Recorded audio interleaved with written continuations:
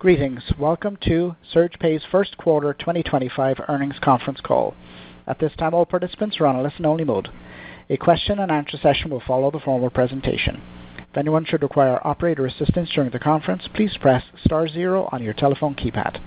Please note this conference is being recorded. I will now turn the conference over to your host, Mike McCormick, Managing Director of Investor Relations at SurgePays. You may begin. Thank you, Operator, and good afternoon, everyone. Welcome to the SurgePays 2025 first quarter financial results conference call. Today's date is May 13th, 2025, and on the call today from the company are Brian Cox, President and CEO, and Tony Evers, CFO. Before we begin, I'd like to remind everyone that this call may contain forward-looking statements as they are defined in the Private Securities Litigation Reform Act of 1995. These statements are subject to certain risks and uncertainties that could cause actual results to differ materially from those expressed in the forward-looking statements. For discussion of such risks and uncertainties, please see SurgePays' most recent filings to the SEC. All forward-looking statements made today reflect our current expectations only, and we undertake no obligation to update any statement to reflect the events that occur after this call. Copies of today's press release are accessible on SurgePays' investor relations website, ir.surgepays.com. In addition, SurgePays Form 10-Q for the quarter ended March 31st, 2025 will also be available on SurgePays' investor relations website. And now, I'd like to turn the call over to President and CEO Brian Cox. Thank you, Mike. Good afternoon, and thank you for joining us. Our first quarter results were in line with expectations and closely mirrored Q4 of 2024. But today's call is less about the past and more about what lies ahead. Since our last update in mid-March, we've made tremendous progress and closed a strategic financing to accelerate our next phase of growth. Thanks to the long-term investments we've made in our team, technology, distribution, and partnerships, we believe SurgePays is now positioned for the most significant revenue and cash flow growth in our company's history. For the 12-month period looking back to April 1st, 2025, we're targeting $200 million in revenue and expect to exit 2025 operating cash flow positive. We're gaining momentum across all areas of our wireless business, both as an MVNO through LinkUp Mobile and our government-subsidized brand Torch Wireless, and also as an MVNE through our new wholesale platform, which offers the full suite of nationwide wireless to third-party wireless providers. Despite the forward-looking nature of this update, we did have certain major milestones in Q1 2025. One such major milestone was the launch of our multi-year partnership with AT&T. We signed this agreement in November 2024 and completed full integration, including a network migration and SIM activation rollout by April 1st. That's less than 6 months from handshake to execution. An incredible achievement, and I'm proud of the SurgePays team for delivering flawlessly. This partnership gives us direct access to one of the most reliable networks in the country and critically positions us to provide back-end telecom infrastructure to MVNOs that don't have a direct carrier relationship. Since our soft launch, we've shipped over 210,000 SIM cards to customers and retail partners.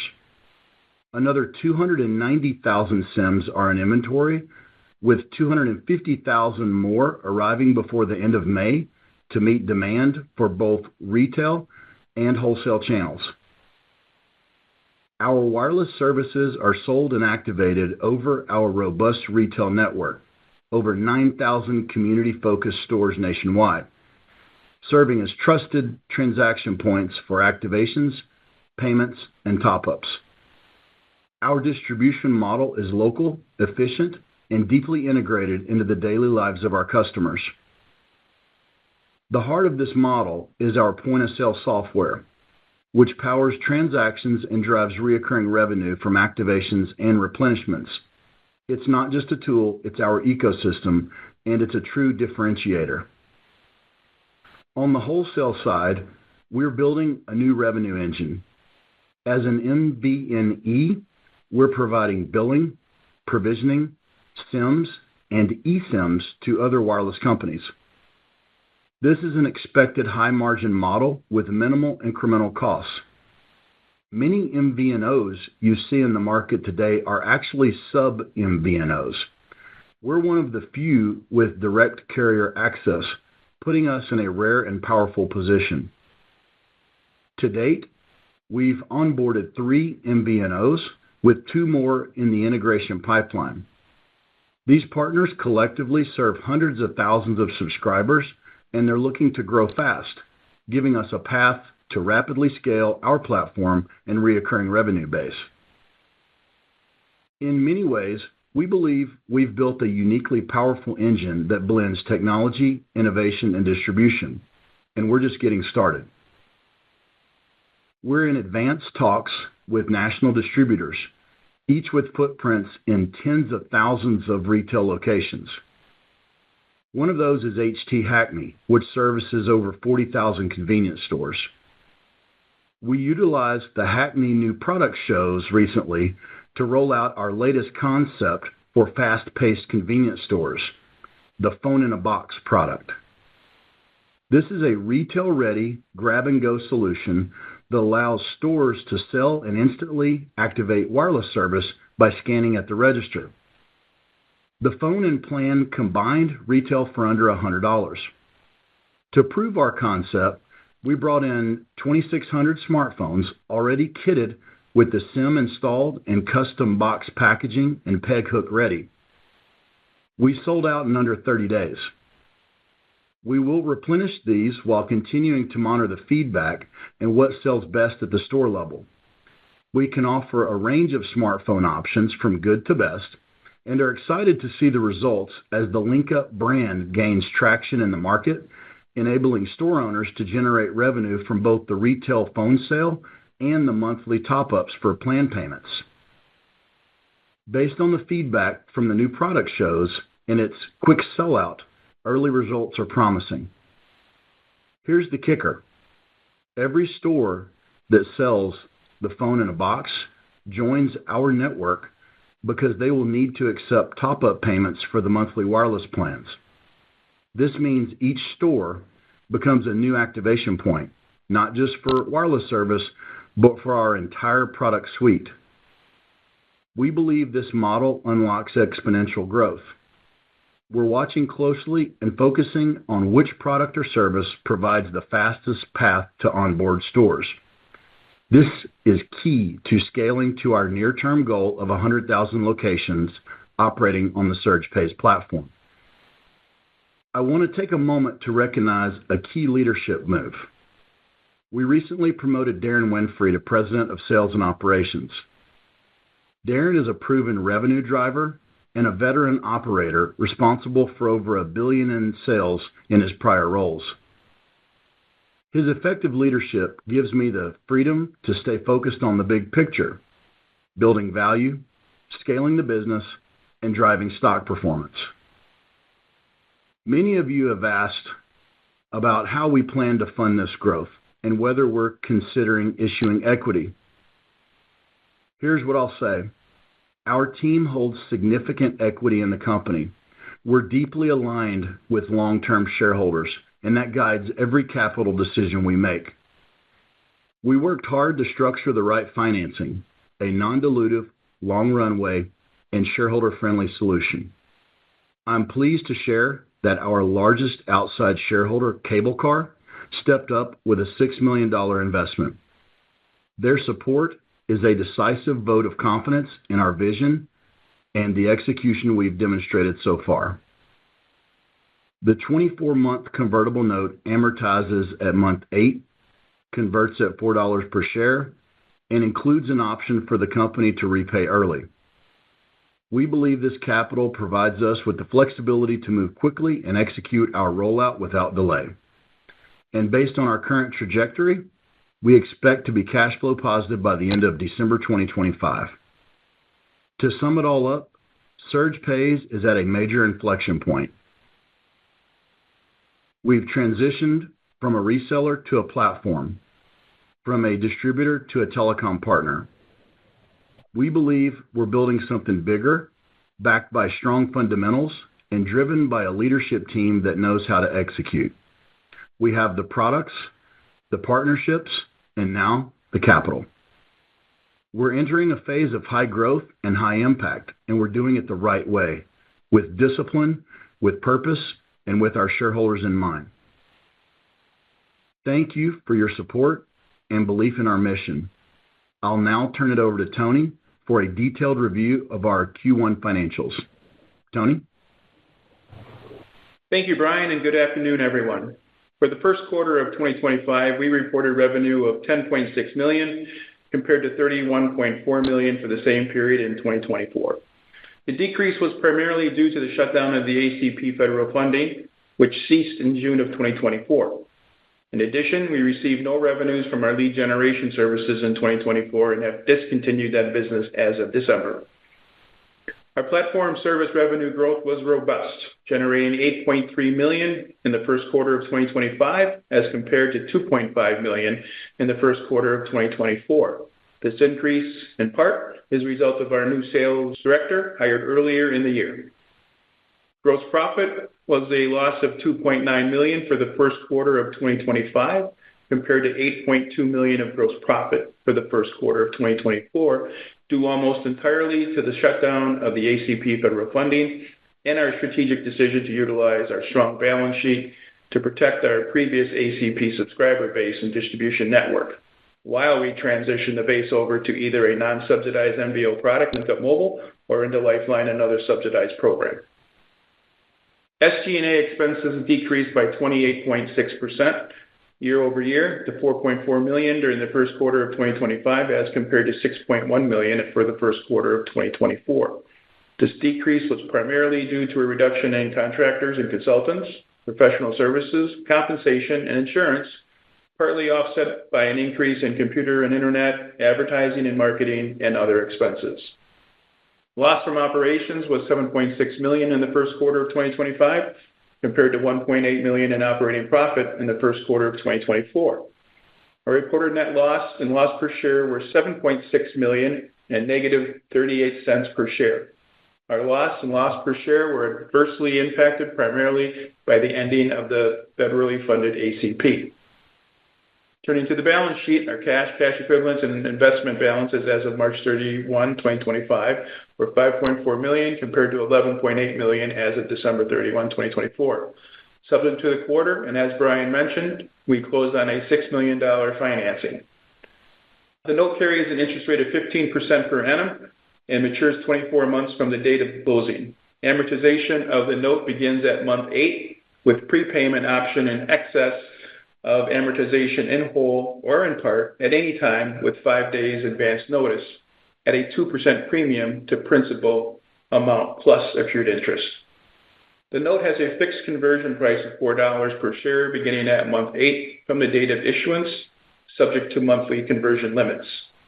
Included in the note is a dilution offset clause in which the company will exchange 333,333 shares of Cable Car's existing equity position into $999,999 of principal at $3 per share. Additionally, the company will issue 700,000 5-year cash warrants with an exercise price of $6 per share. I will now pass the call back to Brian for some closing remarks. Thank you, Tony. I've never been more confident in our team, our strategy, and the long-term value we're creating for both our customers and shareholders. The foundation is built. The investments are in place. Now it's time to execute and deliver. I truly believe we're entering a transformational chapter for SurgePays, one that will define the next phase of our growth story. Thank you all for joining us today. Operator, we'll now open the call for questions.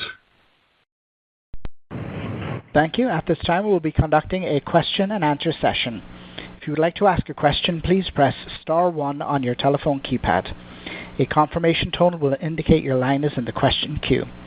You may press star 2 if you would like to remove your question from the queue. For participants using speaker equipment, it may be necessary to pick up your handset before pressing the star keys. Once again, that's star 1 if you wish to ask a question. And one moment, please, while we poll for questions. And the first question today is coming from Kunal Madhukar from Water Tower Research. Kunal, your line is live. Great. Thank you. Thank you for taking the questions. A couple, if I could. The first one on the MVNE opportunity, and you talked about 3 already integrated and 2 in the pipeline with hundreds of thousands of subscribers. So can you talk about the timeline over which we can start seeing, revenues start flowing in from these MVNE partners that you have? Yes, the revenues should start showing up in Q2. Those 3 companies, I just got an update as early as this morning, are all activating currently. And as they ramp up and they shift out of their old SIM card inventory and start replenishing with ours, we'll see those steadily rising. And like I said, it's the reoccurring revenue model for all of them, which we get to participate in even on the wholesale level. So we're very excited about the MVNE portion of our business, and it has got a lot of emphasis from our development team.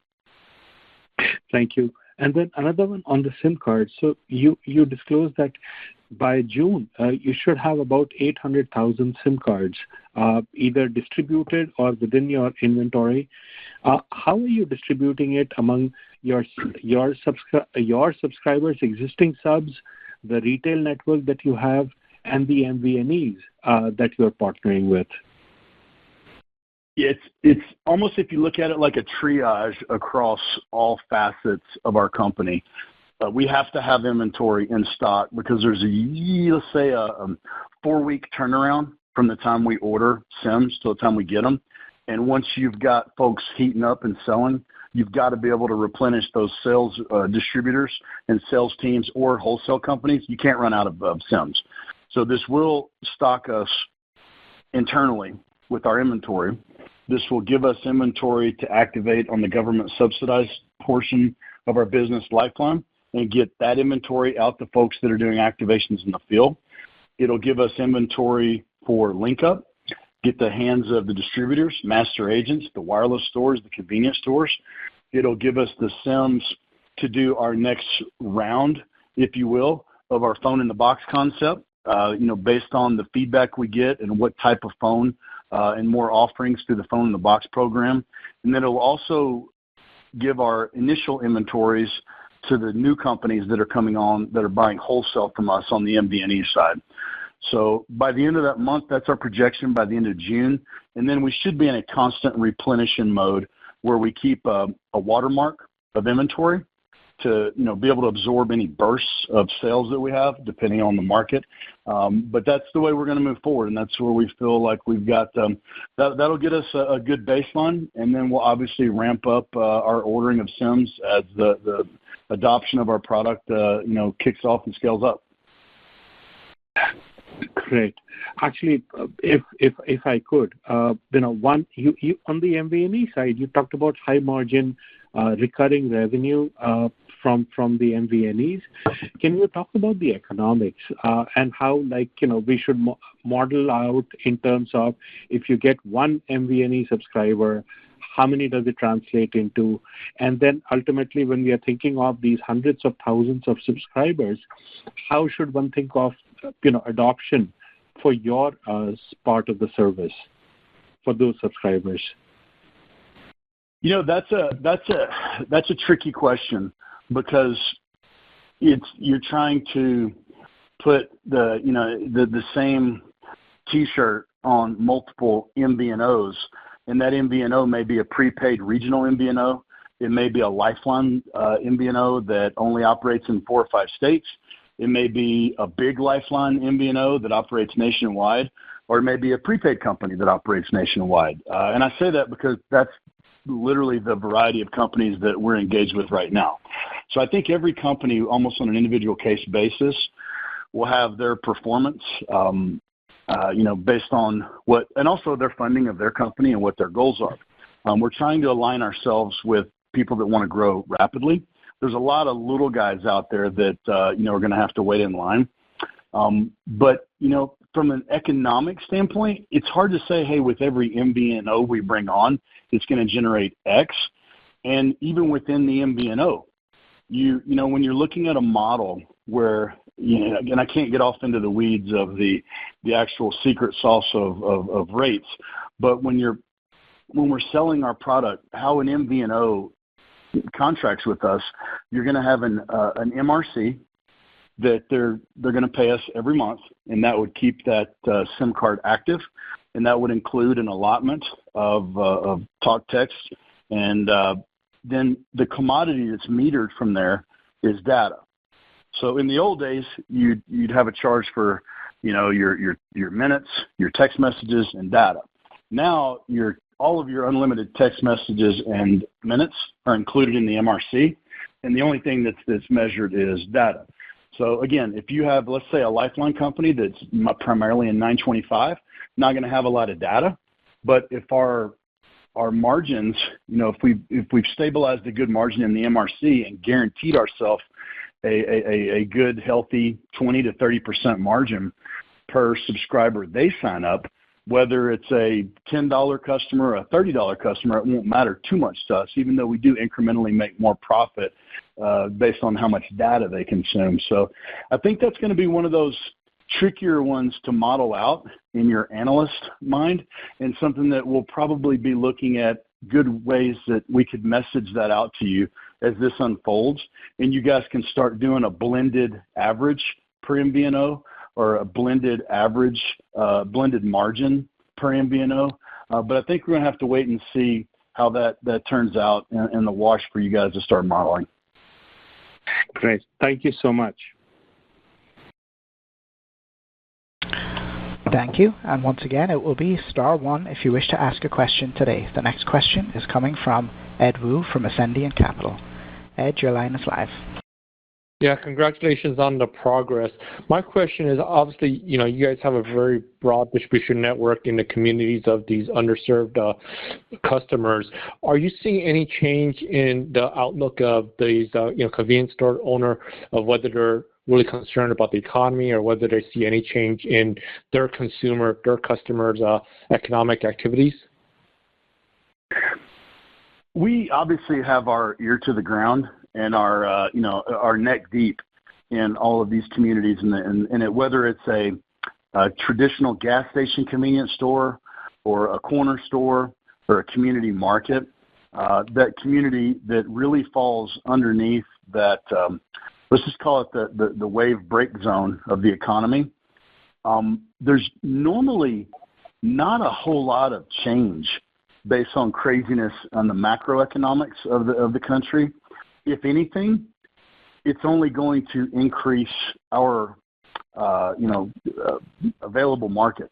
It adds, as things get a little tighter, our target, that third of the country that's our target customer, doesn't normally have 401ks and mutual fund IRAs and investments. So stock market, GDP, tariffs, those types of things don't really directly affect them necessarily. But we've said this a couple of times before. One thing about when the world gets a little more myopic and more paying attention to value, that's great for us because we're presenting an alternative to whatever people are using now for wireless. We're presenting an alternative and a new revenue possibility for that store owner. So if we can enhance that store owner's bottom line, and we can also increase the amount of money that end subscriber, end customer gets to use, or gets to keep in their wallet, or let's go ahead and spread that out to the MVNE side. If we can offer better rates at a more friendly partner to these other entrepreneurs in the prepaid wireless or wireless world, then we get an ear that's a little different than in times are good and people are just not really caring about what they do tomorrow. They're just going to repeat what they did yesterday because they're fine. So we always find opportunities in moments where things are a little bit tight or dicey or stormy, and that's why I think it's great timing, all things considered, for the product suite and the distribution mechanisms that we have in place right now. Great. That's a very good answer to my questions. I wish you guys good luck. Thank you. Thank you.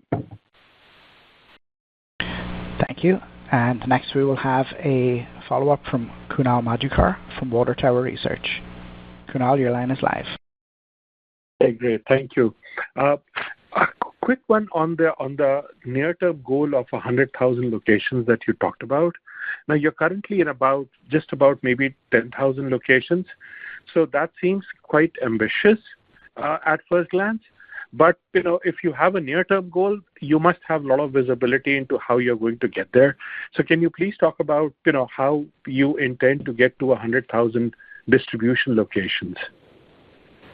Yes, and you stole one of my thunder words there with visibility. I use that word often because we do have visibility downrange, and we're able to look at the possibilities and the feedback that we're getting. So that number is definitely what I would consider a conservative compilation of folks at some level in the pipeline of sales, whether it be direct distributors, whether it be, again, one of the things I touched on my script was we have probably 4 products that can get us in the door. And all that one product, whether you want to call it a door jam or a Trojan horse, doesn't matter. That gets our entire product suite, our entire SurgePays network platform into that store at the register. So looking at to use your word again, evaluating the visibility, looking downrange at the folks like HT Hackney, quite a few others that I won't mention because we're in negotiations. HT Hackney is regional. There's plenty of HT Hackneys. There's also other products on the top-up side of things. There's huge networks that we're in discussions with on LinkUp. There's huge networks in the Lifeline space that deal with EBT redemption, specifically out west in the tens and tens of thousands. So there's a lot of other companies we're talking to actively right now that are the merchant processing, credit card processing, ISOs, that have tens of thousands of stores in their network where they're making that small fraction of a percent on all those credit card transactions, and they're looking for ways to upsell their existing base so that they can squeeze a few more bucks per location out and enhance their portfolios. So all of these are on the table. We have various high-level sales folks in our company who are each focused independently on their own category. So there's definitely some thought that went into that, and that is my goal by the end of next year, is to get at that 100,000 mark. I hope we get there sooner, but that is our goal collectively that we've been talking about amongst the management team. Got it. So by end of 2026 is what you're kind of thinking of. And we would be remiss to not talk about the at least on the Lifeline side, the opportunity that exists in like higher revenue states and regions and demographics. So like California, for instance, what's the progress that you're seeing on that side? Progress is full steam ahead nationwide.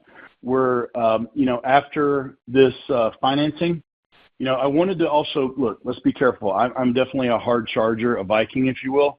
But at the same time, everybody on our team has their life's work invested in what we're doing. So we're not going to go willy-nilly with our eyes closed. So we've been methodically plotting forward pending this financing, with the financing being really growth capital targeted toward Lifeline and some of these other front-loaded ROI investments in the recurring revenue subscriber, like the Lifeline subscriber. So yes, your states that have the higher, whether it be $15, $21, $34, $30, numbers similar to the old ACP world, those will be targeted first. And then we're not going to forget about 925, because we believe, based on the feedback that we're getting coming from Washington, that there's going to be an enhanced Lifeline product where the government is now well aware that it's very difficult to provide a usable phone service for $9.25. So I believe they're going to look at doubling that, and they're going to open that up to folks like us. So we're hopefully, again, I'm not projecting that, not putting my name on that, because we all know things that come from Washington could change with the wind. But that is the goal right now of the coalitions related to subsidized telecom, is to get an enhanced lifeline, ballpark $20, give the consumer an actual usable product, so there would no longer be 925 states, there would be $20 states, and then you still have your other states with tribal and California and Kansas and Kentucky that had extra money. Got it. Great. Thank you so much. Thank you. This concludes today's Q&A session, and also this concludes today's conference. You may disconnect your lines at this time.